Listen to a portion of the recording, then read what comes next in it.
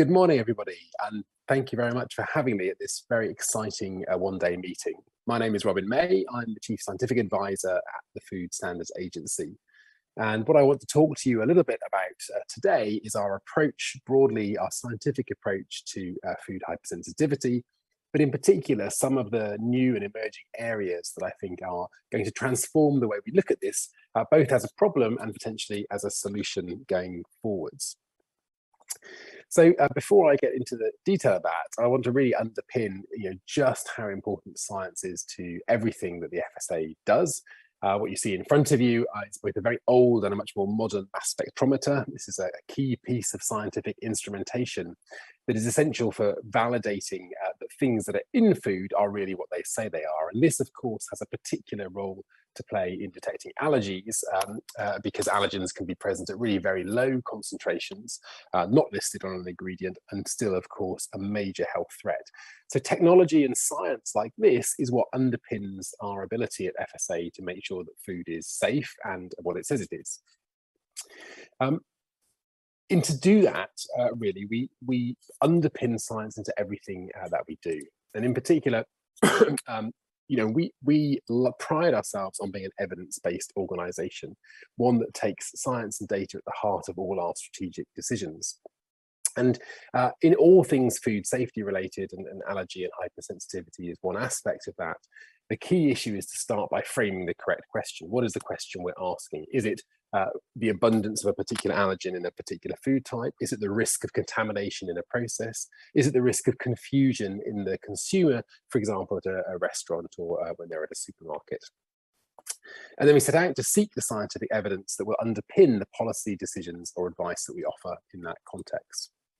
And to do that, of course, we rely very heavily on good science communication. Communication at the beginning with our scientists and colleagues around the world who provide evidence, but also critically communication to those who will end up using our products, which of course are all of us, given that we all eat food. So how do we tackle that kind of scientific strategy? What we do is we use this science evidence and information to tackle challenges that we have today, but also to think very carefully about the challenges that may be around the corner in the future. And that is underpinned really by a whole network of different scientific sources. Key to much of the science that we do are our scientific advisory councils, or SACs, which are groups of experts in particular areas, for instance, microbiology or novel foods, who give up their own time. And I really must stress how critical and how grateful we are to them for that. Give their own time to scrutinise in great detail the science base that may lie behind particular decisions. And sometimes those are very broad, overarching decisions about a whole group of foods. Sometimes they're very, very specific ones about a particular food supplement or component. We have an overarching science council, which is also composed of independent experts who provide a bigger strategic look, and they quite often have been heavily involved, and many of you will know this from their involvement in the hypersensitivity programme, in setting a broader scientific basis to our strategy. And so their work most recently on allergies and hypersensitivity has been incredibly informative in helping us gather together both kind of food aspects, health aspects, and wider societal aspects around hypersensitivity. Separate to this, we also commission a lot of independent research, and these can be small projects lasting perhaps just a few weeks, right up to very large multi-year projects in which we specifically commission groups who are expert in a particular area to tackle a research question that we feel is very important. And that may be, for instance, the risk of a new and emerging allergen. It may be data around population level, how common is a particular allergy or hypersensitivity in one group or one part of the country. And then, of course, we don't do this in isolation at all. Although FSA's responsibility is for England, Wales and Northern Ireland, we work very, very closely with our colleagues in FSS in Scotland and also internationally, particularly with key partners like the European Union, the United States, Canada, Australia, New Zealand and others, to be aware of the science and evidence that they use in their decision making. But also, of course, because the food system is a global food system, food is exchanged traded, imported, exported on an enormous basis every single day. And so it's really critical that we view this through a global lens and not just a local one. All of that science and evidence is underpinned by our research priorities, of which food hypersensitivity and allergy is a key one of the main four that we have. It doesn't sit clearly in isolation. We are very concerned to make sure that the UK is as safe as it can be for people with food allergies. But that interlinks very closely with our other research priorities around safety and standards more broadly, around innovation in food regulation, an area that I'll touch on in a second when we consider what may be on the horizon. And in particular, the future of food systems. As we start to look forward to, for example, alternative, healthier food sources, and in particular, sustainable food sources, things like urban farming, vertical farming, more lab-based production of foods. That has implications for all consumers, but in particular for those suffering from hypersensitivities or allergies. And so we are looking very closely in those research priorities at what is the work that we should be doing now to be prepared for the risks that might come our way tomorrow. So with that in mind, let me turn a little bit further on to the kind of research that we have undertaken at the moment and the kind of future that we think may lie ahead of us. And really that falls into three kind of main areas. We undertake a lot of work, and we will continue to do so, in behaviours, consumer behaviours, and also industry behaviours. How do we change our behaviours in light of information, and how does that play into food safety concerns, and in particular to allergy awareness? So things like shopping, how much time people spend reading labels, how they understand those labels, how that influences their purchasing choices. Out-of-home dining, so going to restaurants, what is on the menu, what is not on the menu, how do people communicate food risks to, for example, waiters that may be serving them, how do kitchen staff, how do people who own restaurants understand and respond to that in a way that is as good as it can be for all members of the public. And most recently, we have been very involved indeed with home delivery services. As you'll be aware, over recent years, home delivery of food has absolutely exploded. Lots and lots of companies now in this space, including many so-called aggregators that themselves do not produce food, but take food from other third-party organisations and deliver it to homes. And you may be aware that we've recently run some campaigns there to alert people to the importance of really stressing your allergies when you're placing orders through those kind of organisations. Then we think very much about the impact of allergy and hypersensitivity on individuals and on populations. We gather data from both our own sources and from many other government departments and public bodies around things like near misses, when people almost may have been exposed to an allergen that they're very sensitive to milder hypersensitivities and intolerances, and to, unfortunately, the extreme end of hospitalizations and severe attacks. And we combine this with a sort of hands-on science, particularly around food sampling, testing foods to see that if their ingredient lists are correct, that they are not misrepresenting allergy risks associated with them. And then, and that's where I want to kind of turn to for the last part of my talk, we think a lot about future strategies, about what is around the corner, for good or for ill. And although it's clearly not our remit in FSA, we are very plugged into research being undertaken elsewhere for things like therapeutic approaches, for the idea of tolerizing people to allergens, for instance, and what that might mean for food systems, but also to emerging threats, things that are perhaps not on our radar yet, but we think may cause a whole threat, particularly for people with more severe allergies. So with those in mind, let me turn us to the next part of my talk and talk a little bit about what those kind of threats and opportunities might be going forwards. And what are the kind of major emerging themes that lie ahead of us in the food system? And I think broadly speaking, there are two. We know very much that people are increasingly aware of health and the importance of food in their health. Issues like obesity, but also food poverty and nutritional sufficiency across different diets are a real factor. And people are changing their diets in response to that. And secondly, consumers are concerned as never before about the sustainability of the food they eat. Is it being produced in a way that is having negative impacts on biodiversity, on climate change, on animal welfare? And that is leading people to make very different choices about the foods they eat now and the foods they want to see on the market in the future. And it's really important that we at the FSA start to think about what impact that may have on consumers right across the piece, but in particular, of course, those who are most vulnerable, particularly those with severe allergies. So what kinds of things are those that are on the horizon? Well, one big area of interest I'm sure you're aware of is what's often called alternative proteins. So in other words, non-meat-based proteins. And there's been a big explosion in some areas of this recently, and many more things that are being developed by companies around the world. One of which is the increased use of insects as a supplier of protein, for example. Insects, of course, have been eaten by many cultures around the world for thousands of years. But really, this is the first time that we are seeing significant industrial interest, particularly in the West, in the consumption of insects, either whole or more commonly parts thereof, for example, derived oils or derived proteins.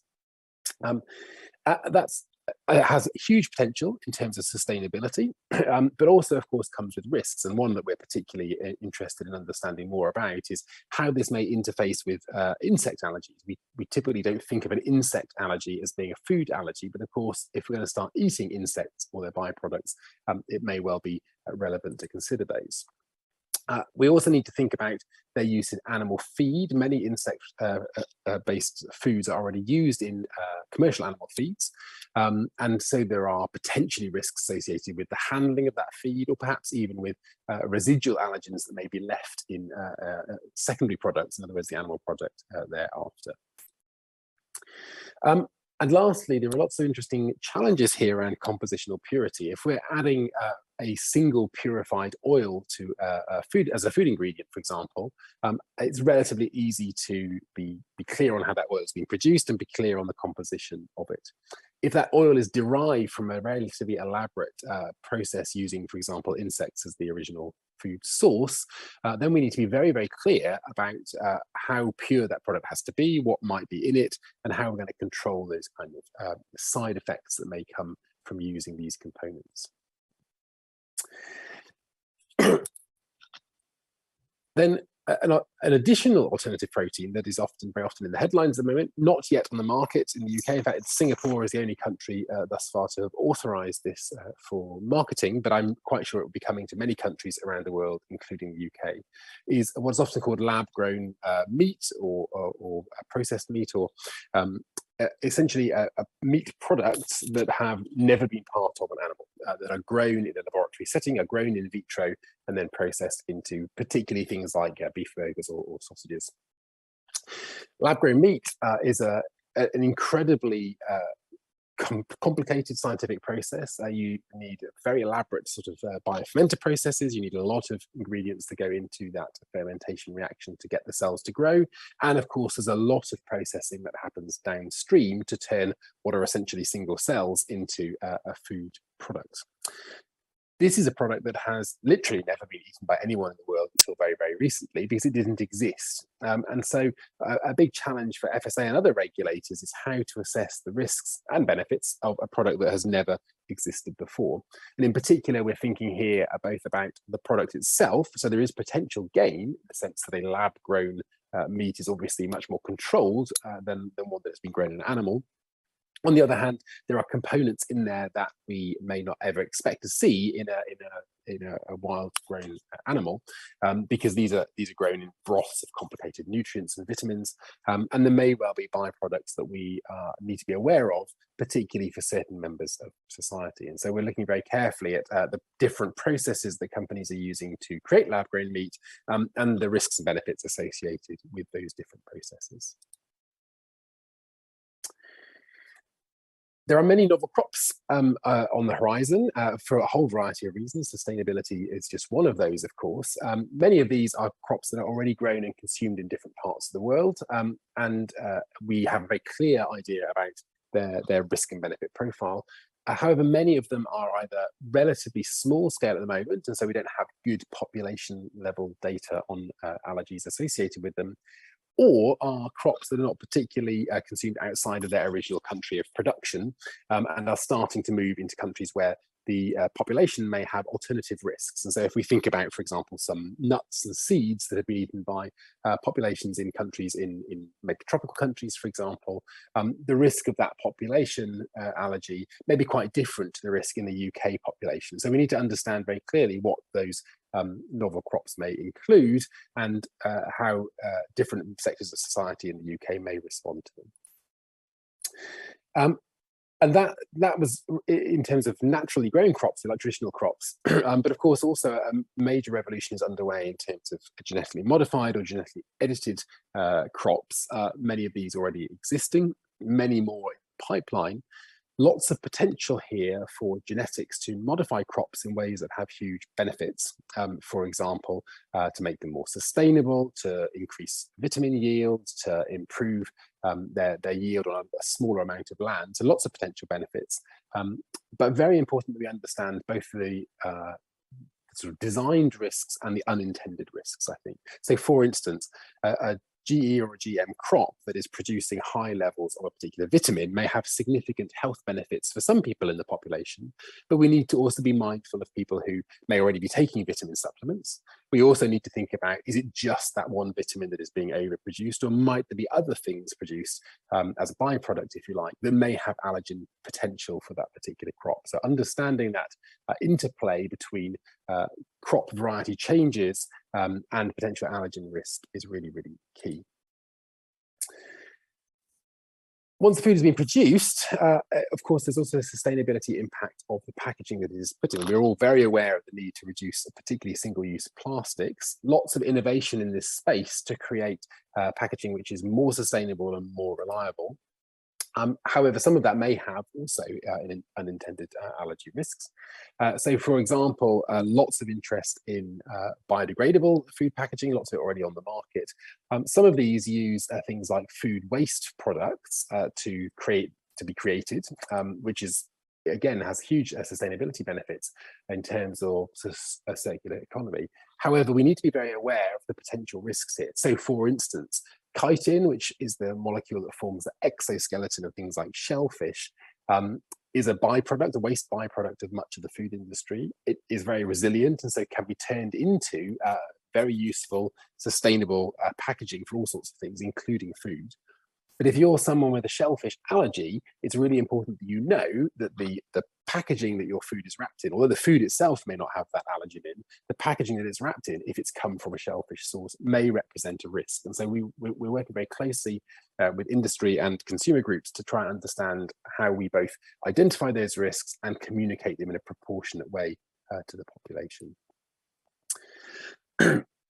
And then at the extreme end, of course, if we can reduce packaging completely, then there is much less of a problem. But this in itself brings interesting challenges in terms of food chain integrity. So for instance, if you are buying vegetables that are loose, they may have been handled by lots of people in different settings. They may potentially have encountered allergens in the warehouse they've been. If they've been stored in a warehouse alongside nuts, for instance, and you have a nut allergy, that is clearly different than if that vegetable is carefully pre-packed and has never encountered another allergen. So we need to just work through, I think, the risks and benefits associated with reducing packaging to that extreme end.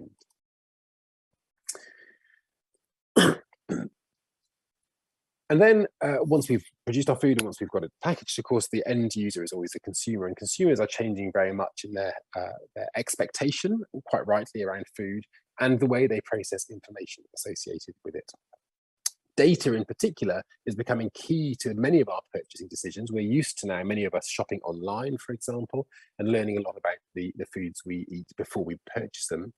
That's going hand in hand with our desire, quite rightly, for more information about ourselves. Many people probably listening to this talk, for example, will have had their own genome partially sequenced and will know things about themselves based on that.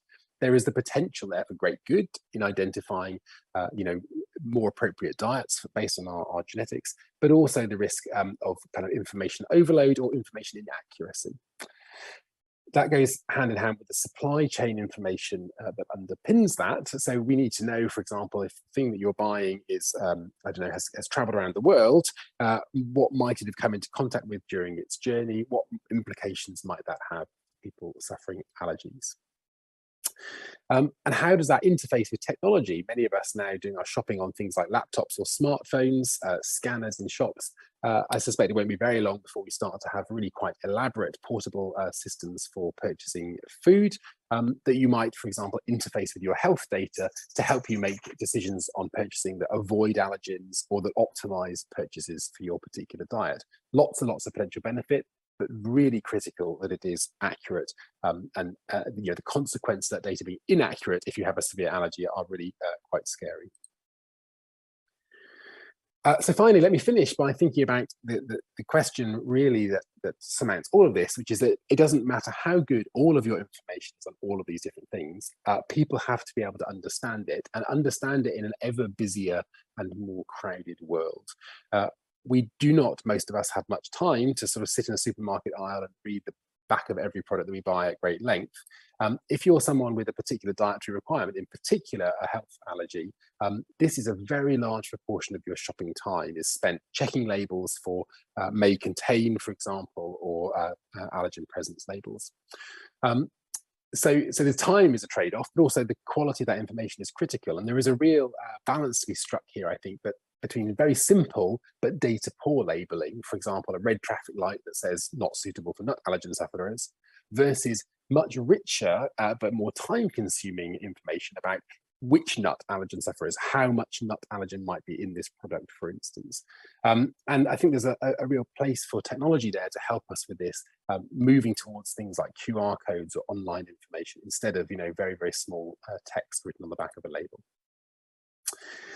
All of which in the future, I suspect, will integrate with our ever more data hungry lives around things like metadata that we store, many of us now, on the cloud about ourselves. You could imagine a future in which it meshes with your Facebook account and your NHS record and everything else, making life in one sense much more streamlined, but obviously raising concerns about the accuracy and integrity of all that data.